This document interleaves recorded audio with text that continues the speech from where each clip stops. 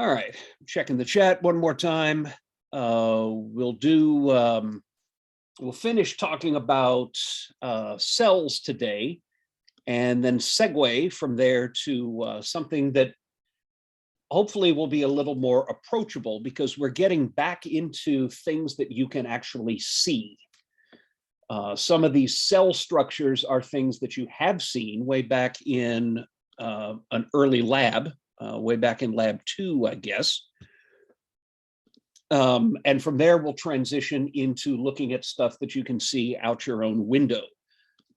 But let's go ahead. We were talking about eukaryotic cell structure. We've talked about the nucleus with its nucleolus.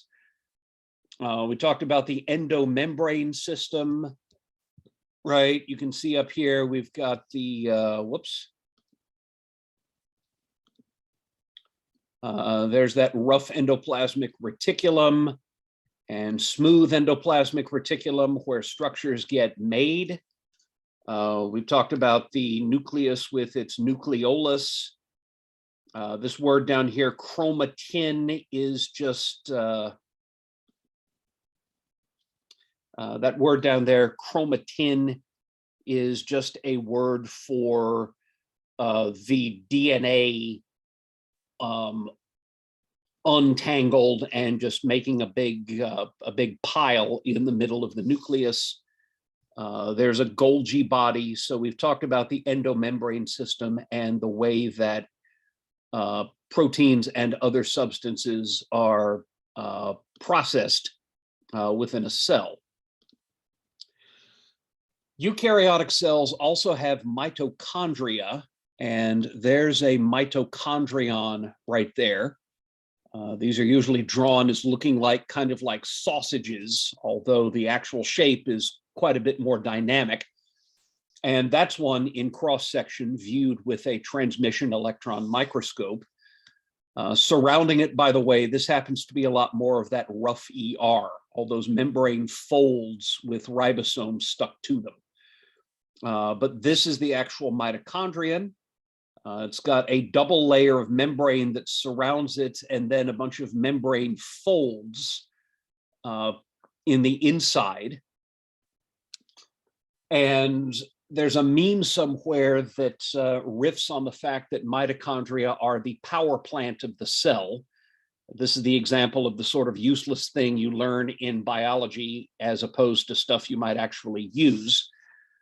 And you can indeed think of mitochondria as the power plant of the cell, because most of the work of converting food into usable chemical energy for all the metabolism that the cell will do, most of that work is done in the mitochondria. I'm not going to go into all of the details, but I'm going to give you a taste of how this works. What you're looking at here is a compound called adenosine triphosphate, or if you don't want to remember all that, just call it ATP. And this is actually a nucleotide. Right there is the base. That happens to be adenine, the same as you would find in DNA or RNA. That's, in this case, a double ring-shaped molecule with a lot of nitrogens in it. Which is what a base is. Right here, we've got a sugar. That's a ring of carbons, hydrogens, and a few oxygens. And since we have an oxygen and a hydrogen there and there, this is the sugar ribose. And then this is a phosphate group. It's an atom of the element phosphorus stuck to 4 oxygens. What makes this different from the nucleotide?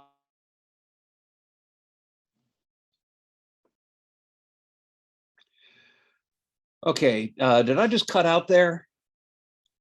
I seem to be back. Okay, all right. Okay, sorry about that. I guess we are still recording.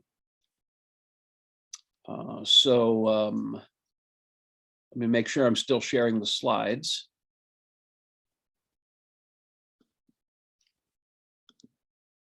Says I'm still transcribing.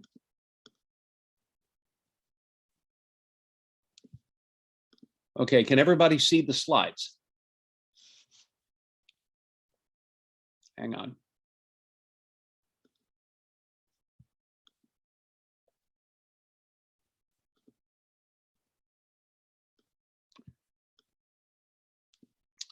Okay, you can't see the slides. Okay, let me go back and go there. We good on seeing the slides now?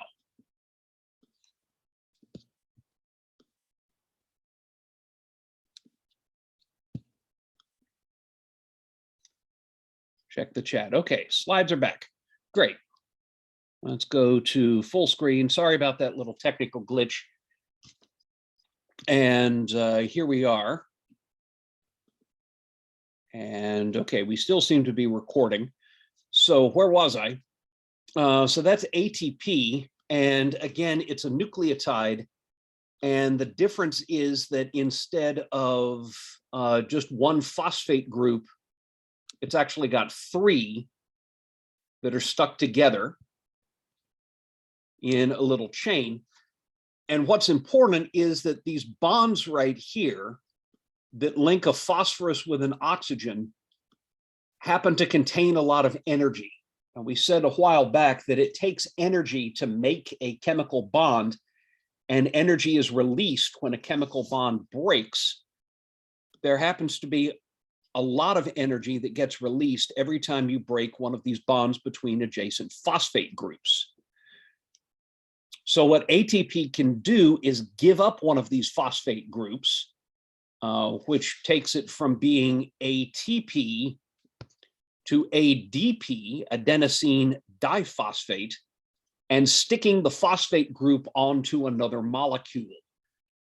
So here, one of these phosphates is going from ATP to getting stuck onto the amino acid serine. So ATP gives up its phosphate group, sticks the phosphate group onto another molecule.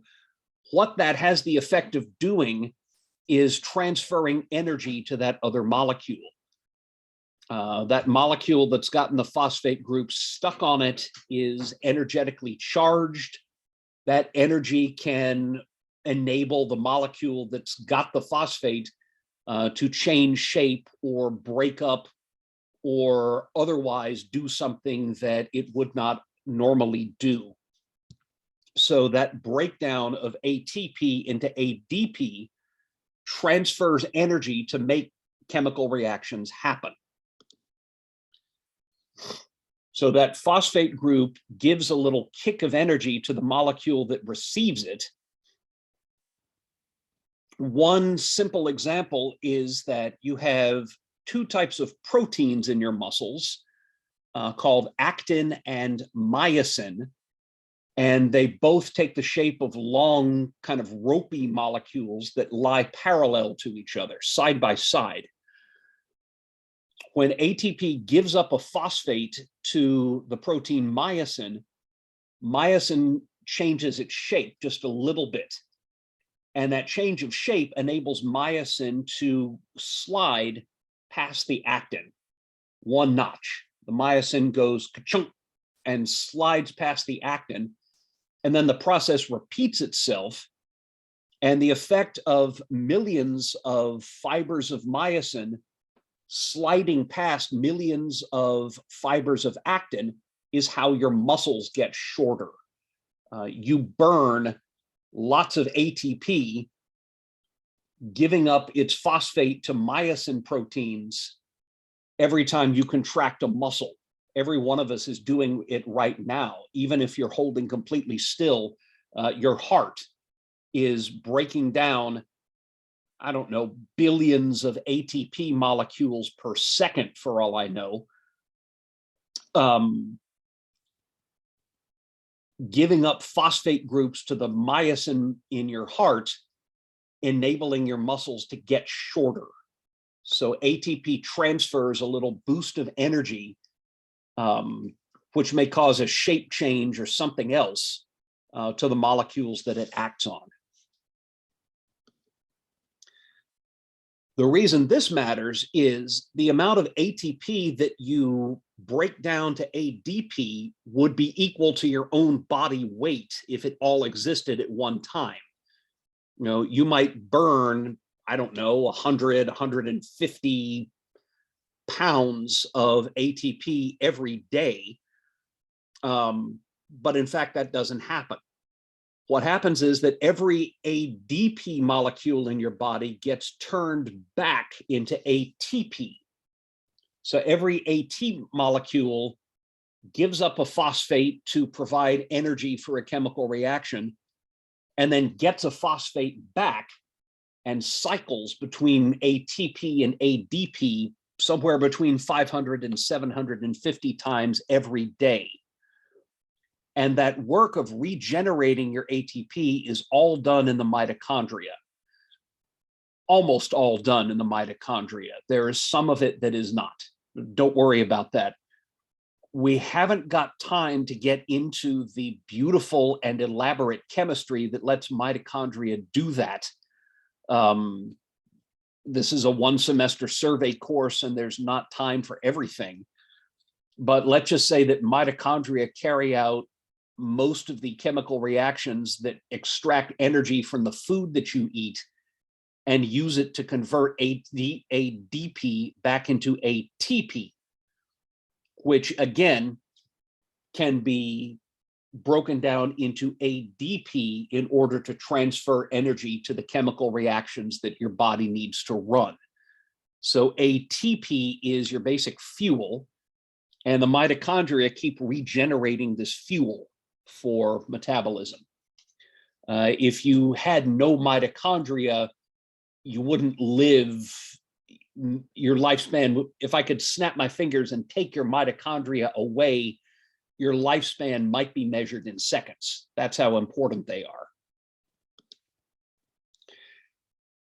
Mitochondria are, in most cells, not easily visible. Even with staining, they just kind of look like little dots.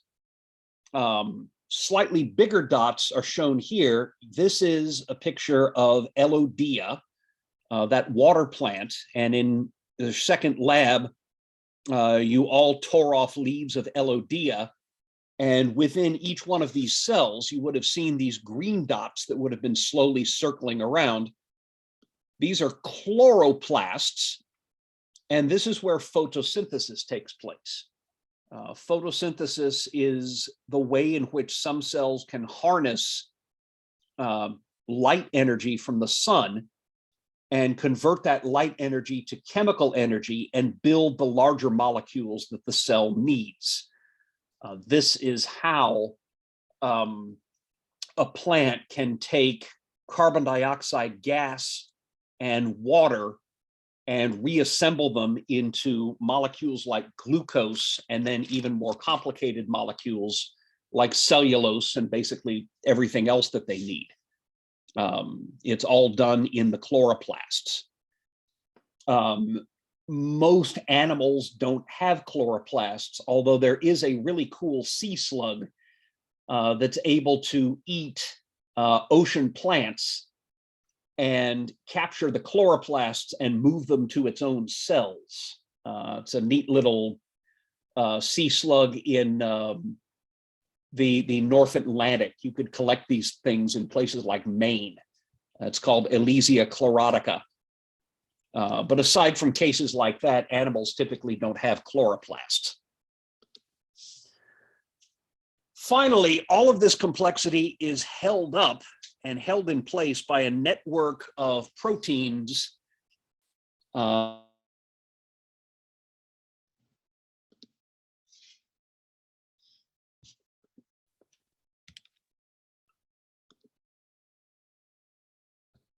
okay, am I back yet? Okay, again, sorry about that. I don't know why I blinked out there on you for a bit. Checking the chat to see how things are going. Sorry that we seem to be a little bit iffy today. So let me Go back to screen share. And okay, the slide should be back.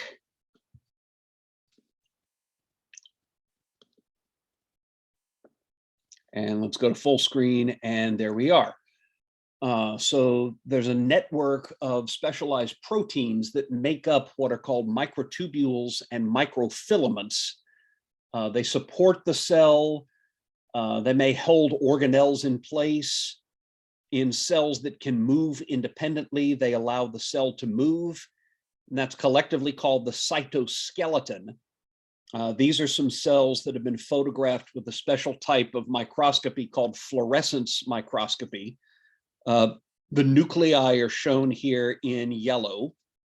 So these yellow blobs in the center are nuclei, and then all of the stuff surrounding the nucleus of each cell that looks kind of like cotton candy, that's the protein microtubules and microfilaments that make up the cytoskeleton.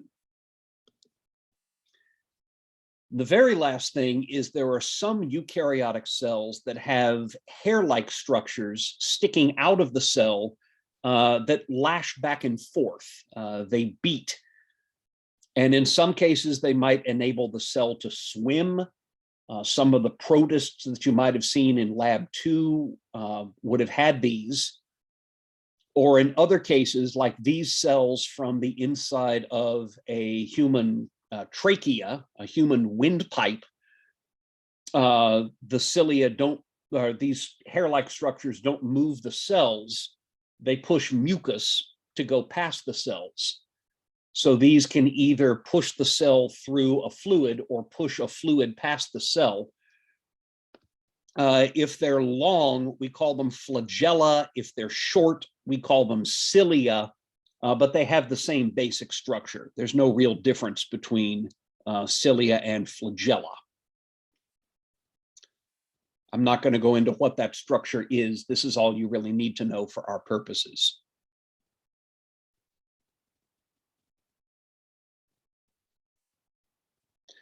Okay, hope everybody got that. I saw my connection was unstable a minute ago. Right. You may be asking yourself where in the world all of this came from. I mean, eukaryotic cells certainly look extremely complicated, and they are. I mean, we teach an entire course in eukaryotic cell biology to the majors. I'm leaving out a lot of details, and you might wonder where that came from. Enter Lynn Margulis, who I actually got to meet once. She died fairly recently, well, 11 years ago, but I got to meet her once. She was really cool. She spent part of her career at Boston University and then part at the University of Massachusetts at Amherst. And way back in 1970, she published a book called Origin of Eukaryotic Cells. Like all scientists do, she built on some ideas that earlier scientists had had, but she was able to back those ideas up with data from this newfangled field called molecular biology. All of this stuff about DNA that we've been talking about for the past several weeks. Margulis was able to bring that to bear on the question of how did eukaryote cells evolve. And her hypothesis was that eukaryotic mitochondria are actually descended from free-living bacteria that a long, long time ago, over 2 billion years ago, probably, the ancestors of eukaryotic cells didn't have mitochondria.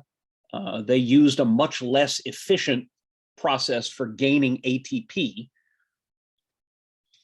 And then some free-living bacteria that used to live independently, penetrated into early eukaryotic cells, took up residence there. They were able to do all of the complex chemistry to generate more ATP, and they developed what we call a mutualistic symbiosis. Symbiosis is when you get two or occasionally more uh, unrelated species of living thing living in a very tight, very close relationship.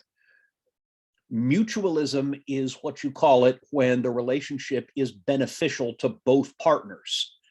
The free living bacteria got some probably food and protection. The eukaryote cells that they lived in got this new source of ATP, and the two became dependent on each other. So dependent that now you can't separate them anymore. If I take mitochondria out of a eukaryotic cell, they don't live very long. And if I kill the mitochondria inside a eukaryotic cell, the eukaryote is not going to live long. The same thing, she said, happened a second time with chloroplasts. They're descended from free-living bacteria that had evolved photosynthesis. They penetrated an early eukaryotic cell, took up residence inside, and developed a mutualistic symbiosis. They came to live together and become dependent on each other, so dependent that most plants have to have chloroplasts in order to live. And if you kill those chloroplasts, the plant is likely to die. This, by the way, is called endosymbiotic theory. Endo meaning internal, inside. Sounds weird, but here's some of the lines of evidence. It turns out that mitochondria and chloroplasts have their own DNA. Not all of your DNA is inside your nucleus.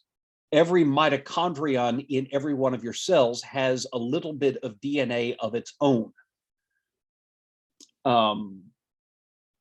Not enough that mitochondria can live independently. They've lost a lot of the genes that their ancestors would have had, but enough that mitochondria still make some of their own proteins and can't survive if they can't do that. When we compare DNA sequences from mitochondria and chloroplasts, we find that both of them are more like bacterial DNA than they are like host DNA. And what's more, mitochondria and chloroplast DNA is circular. It forms loops. Nucleus DNA in a eukaryote does not form loops, it forms strips. Those are the chromosomes. But mitochondria and chloroplast have bacteria-like loop-shaped DNA. Mitochondria and chloroplasts also have their own ribosomes, and eukaryote ribosomes are a little bit larger than bacterial ribosomes. Most of the time, mitochondria and chloroplast ribosomes are bacteria size, not eukaryote sized. Mitochondria and chloroplasts can also be killed by certain antibiotics that attack bacteria. Exactly how this works depends on the antibiotic, but it's one reason why some antibiotics, actually quite a lot of them, they'll kill bacteria in a test tube, but they're too dangerous to use in treating a disease in people.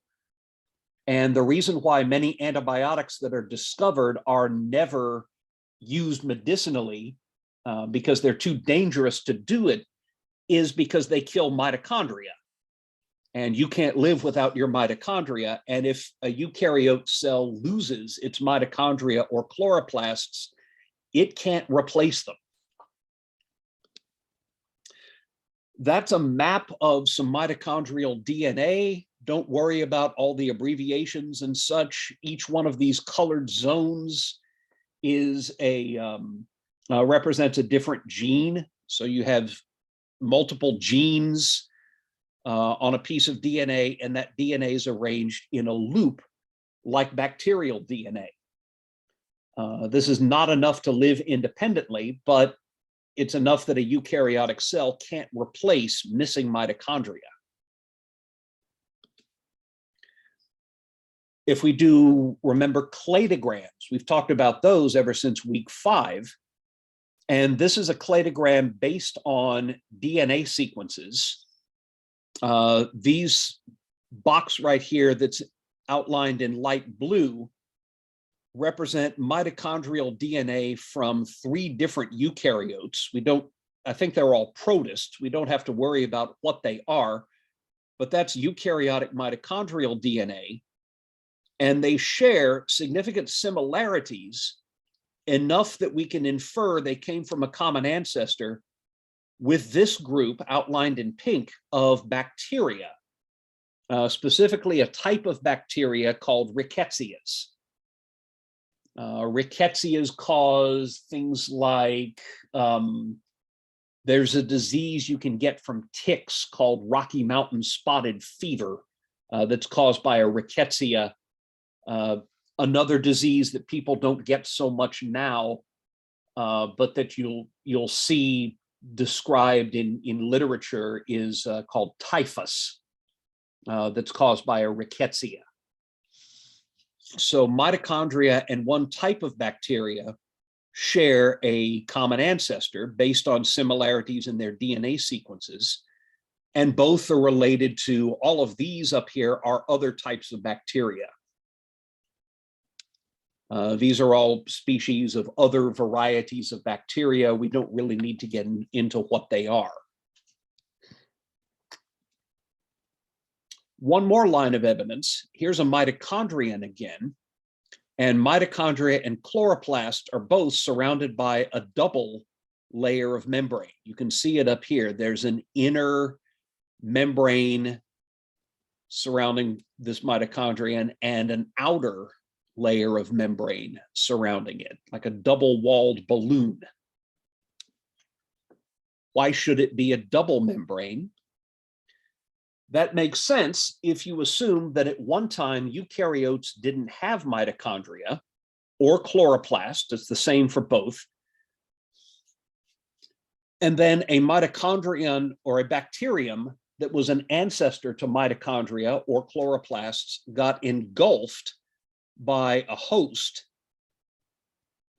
and ended up surrounded with its own cell membrane plus a layer of the host cell membrane. That's how you'd get that double membrane down here in this last step. We can actually find, by the way, cases of this happening today.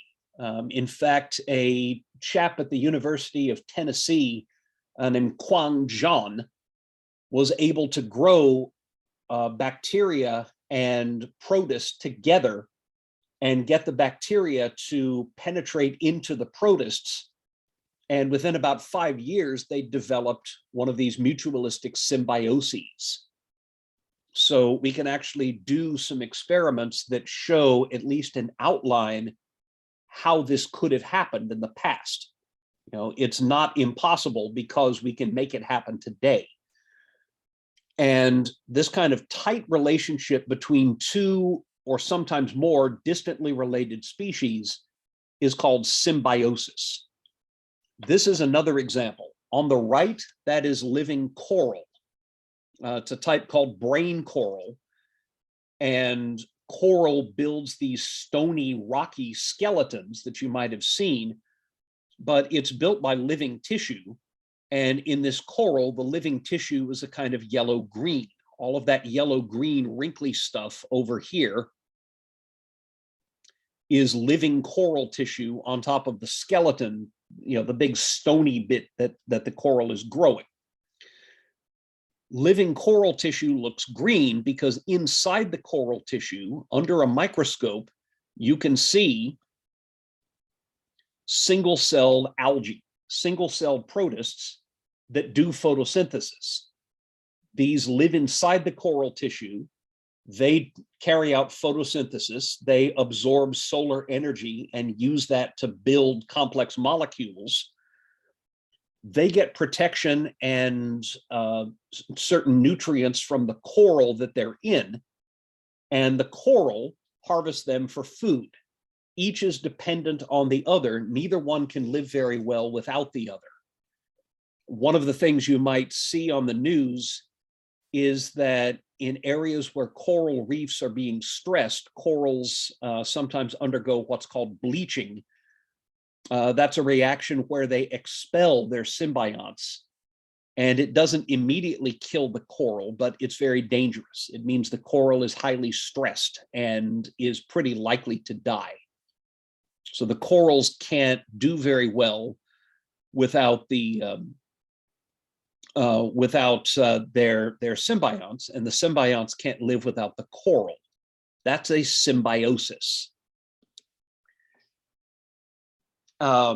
This is a single-cell protist under the microscope. It happens to be a little blobby thing surrounded by a shell made of silica glassy plates.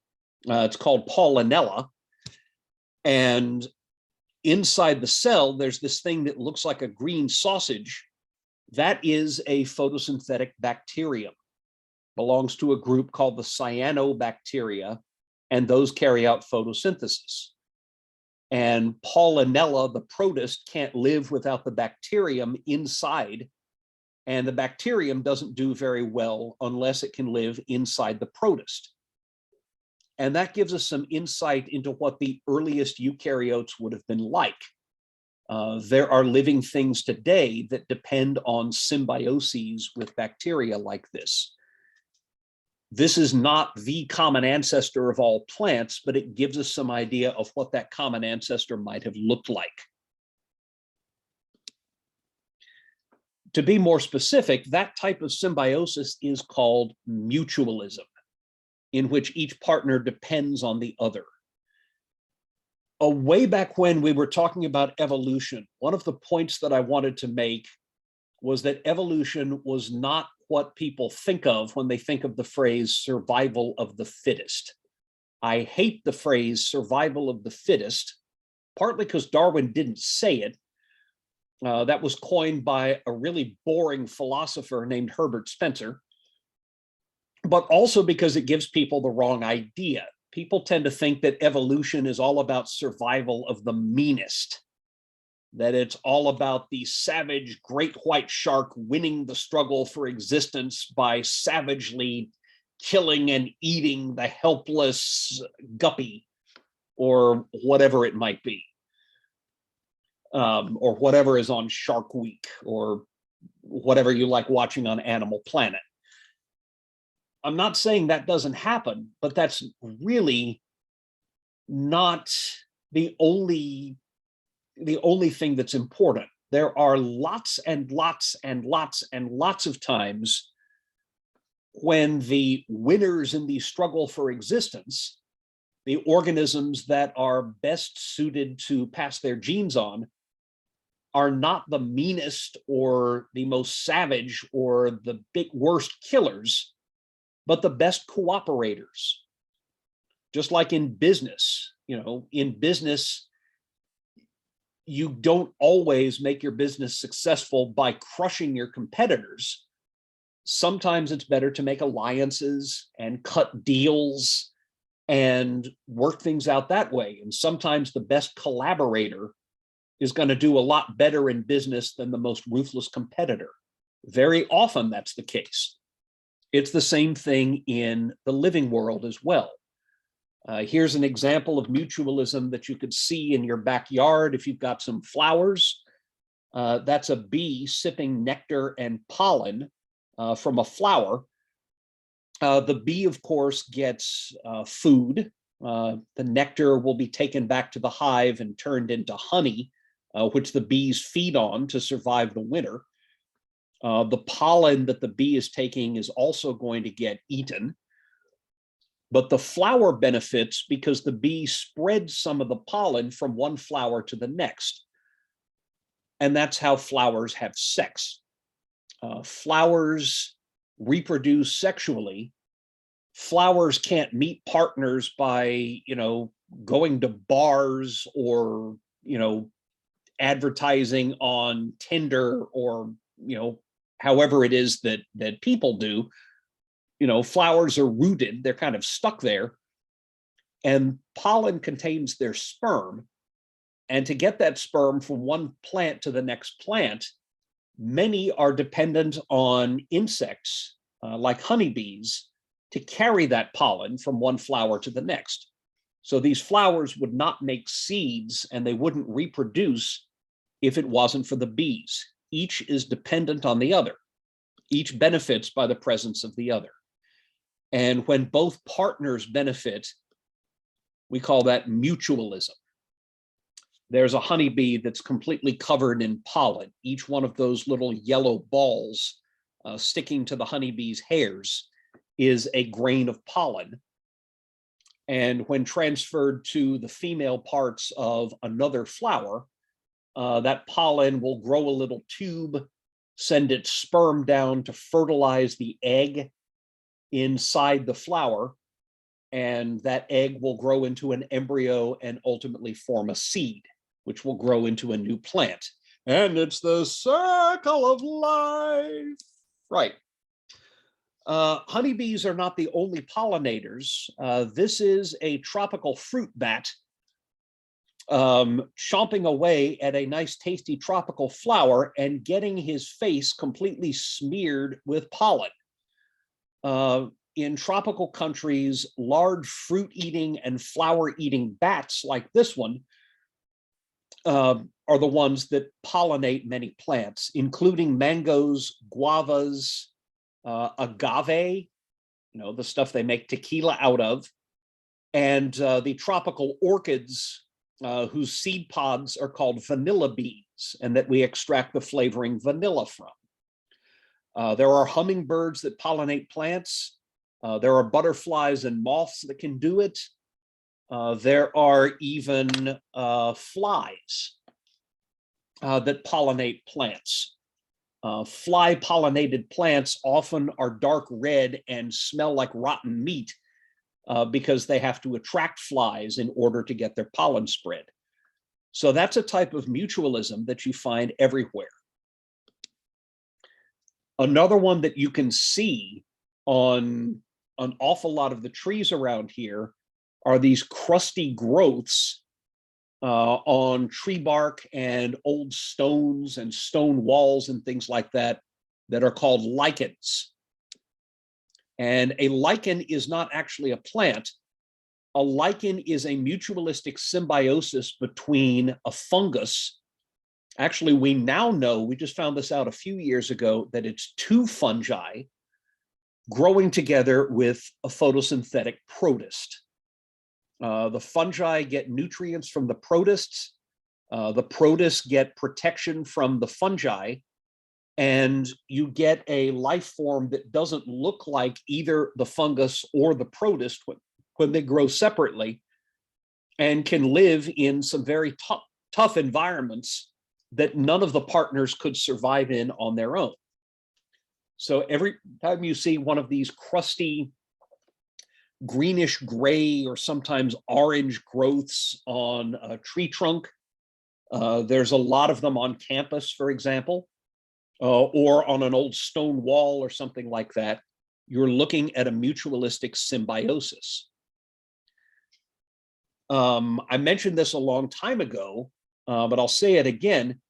Many plants, something like 90% of all flowering plants, depend on fungi that penetrate into their roots and actually penetrate into their cells and then grow out from the roots into the soil.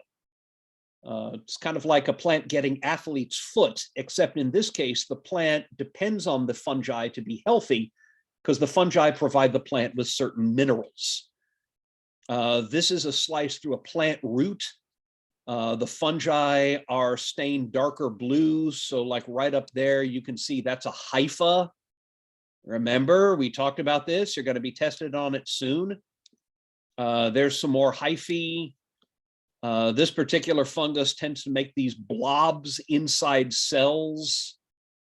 They're called vesicles. Don't worry about them. But there's another fungus blob right there, and you can see they're connected with these hyphae. A plant that doesn't have these is not a healthy plant and isn't going to grow as well. That's another mutualism. Fungus and plant depend on each other. 95% of all plant species depend on mycorrhizae. So this is from a website that's advertising mycorrhizae that you can buy. So there's a marigold on the left without mycorrhizae and with on the right. You can see it makes a lot of difference. You can even buy mycorrhizal spores to add to your potted plants. I used to see them at, I think the garden section in Lowe's used to have them in town. Real quick, there's a second type of symbiosis called parasitism. In mutualism, one partner benefits and the other one's harmed. So these are smut fungi growing on ears of corn. The smut fungi are actually pretty tasty. In Mexican cooking, they're called huitlacoches, but the corn is being harmed and the smut is benefiting. That's another example. These are giant intestinal roundworms being removed from a human's intestine. Sorry, this is a little gross, but that's parasitism again. The worm benefits by living in a human's intestine and absorbing the food that the human eats. And the human is harmed because it's getting its nutrition stolen by these worms in its gut. In severe cases, the worms can even block the intestines completely, which is lethal if you don't do surgery very quickly, which is what is being done in this picture. So that's parasitism. One benefits and the other is harmed. The last option is called commensalism, where one partner benefits and the other is completely neutral. Here's some cattle egrets hanging out around a cow. Those white birds, they eat insects that are kicked up when the cow walks. The cows don't really benefit from this. They're not harmed by the egrets. The cows are pretty much neutral, but the egrets benefit from hanging out with the cows. So that's commensalism, where one partner benefits and the other one is neutral. All right, I have 10:50, so I will stop the recording.